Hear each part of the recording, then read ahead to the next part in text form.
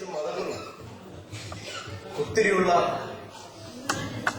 Unity in diversity, നാനാത്വത്തിൽ ഏകത്വമുള്ള ഒരു മഹാഭാരതത്തിൽ നിന്നാണ് നമ്മൾ ഈ ബ്രിട്ടീഷുകാരുടെ നാട്ടിലെത്തിക്കുന്നത്. ഈ ഭാരതം 1947 ഓഗസ്റ്റ് 15 അർദ്ധരാത്രി ഈ രാജ്യത്തിന്റെ കോളനിയിൽ നിന്നും നമ്മൾ സ്വതന്ത്രരായി.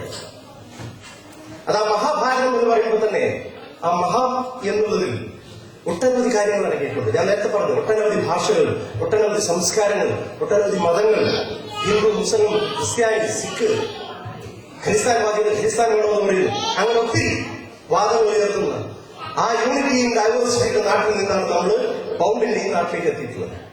അതിൽ ആ ഭാരത് എന്ന് എഴുതിയിരിക്കുന്നതിൽ തന്നെ നിങ്ങൾക്ക് അത് കാണാം, ആ വിഭിന്നത. ഇതിലെ ഓരോ അക്ഷരങ്ങളും ഓരോ സംസ്ഥാനങ്ങളെ സൂചിപ്പിക്കും. നോക്കിയിട്ടുണ്ടോ? നിങ്ങൾ ശ്രദ്ധിച്ചിട്ടുണ്ടോ? B Bihar, H Haryana, A Andhra, ആ Rajasthan, A Arunachal Pradesh, T Tamil Nadu, H Himachal Pradesh, Bharatam Malayalam അല്ലേ? അപ്പോ ഈ ഭാരതത്തിലെ ഓരോ സംസ്ഥാനവും ഇപ്പൊ കണ്ടത് പടക്കം പൊട്ടുന്നവർ പൊട്ടി ജനലക്ഷങ്ങൾ മരിക്കുക. അത് ജാതിയുടെ അടിസ്ഥാനത്തിൽ, മതത്തിന്റെ അടിസ്ഥാനത്തിൽ വിഭാഗീയം ഭാരതത്തിൽ എങ്ങുമുണ്ട്. ഹിന്ദു ഹിന്ദുവിനെ കൊല്ലുന്നു, ഹിന്ദു മുസ്ലിമിനെ കൊല്ലുന്നു, മുസ്ലിം ഹിന്ദുവിനെ കൊല്ലുന്നു. കണ്ടില്ലേ?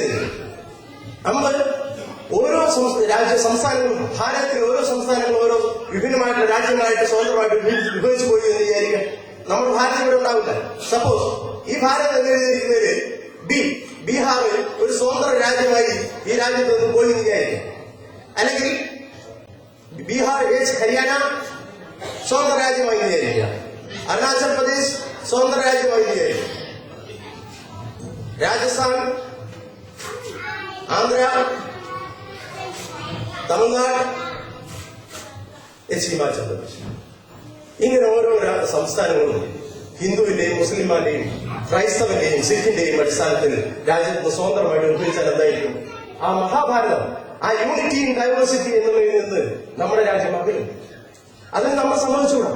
നമ്മളുള്ള പ്രവാസികളായിട്ടുള്ള ഈ വിദേശ മലയാളികൾ നമ്മൾക്ക് അതിൽ ഒത്തിരി സ്വാധീനം ചെലുത്താൻ കഴിയും.